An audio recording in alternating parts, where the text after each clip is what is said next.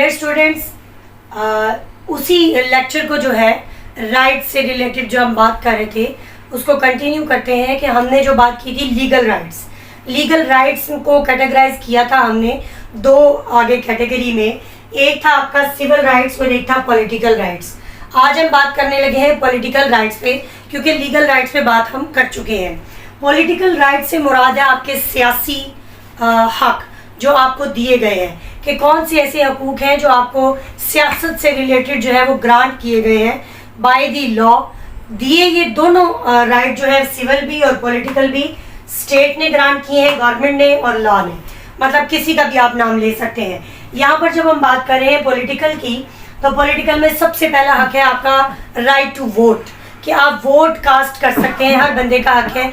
जो बंदा 18 साल का हो गया है, अपने मुल्क के लिहाज से, आइडेंटिटी के लिहाज से जब वो प्यूबर्ट हो गया है, उसका आईडी कार्ड बन गया है, तो वो बंदा वोट कास्ट कर सकता है।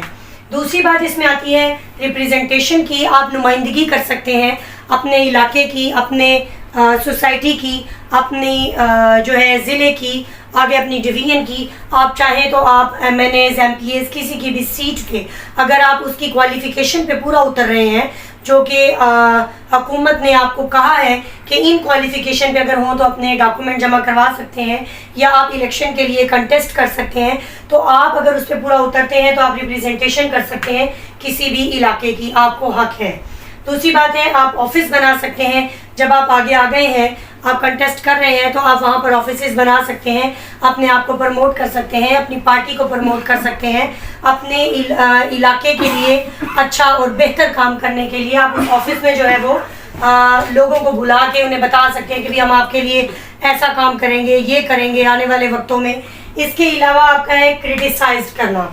आपके पास हक है as a citizen of the Pakistan. वैसे तो आप हर मुल्क के लिए ये है कि जब आप किसी मुल्क के सिटीज़न हैं तो आपके पास हक है कि आप क्या कर सकते हैं, आप क्रिटिसाइज़ कर सकते हैं गवर्नमेंट को।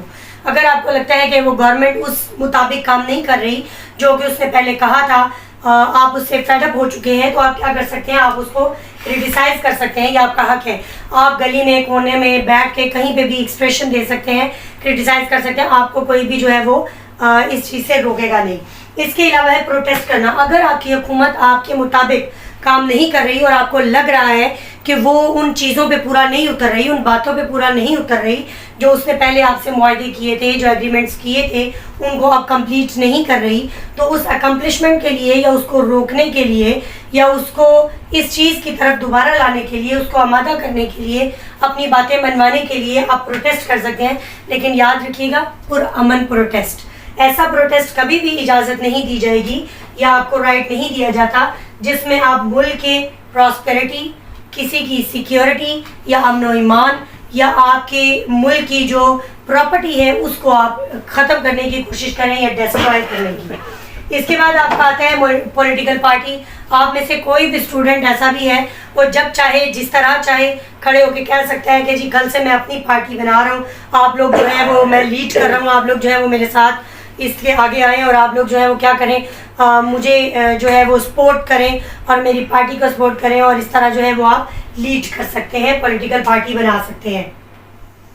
इसके अलावा आप लोगों का हक है कि आप इलेक्शन हेल्ड करवा सकते हैं। आप मुल्क में गवर्नमेंट से ये कह सकते हैं, इलेक्शन कमीशन के आगे ये बात कर सकते हैं कि मुल्क में अब जो है वो इलेक्शन होने चाहिए, और प्रोटेस्ट कर सकते हैं आप इस चीज़ के लिए।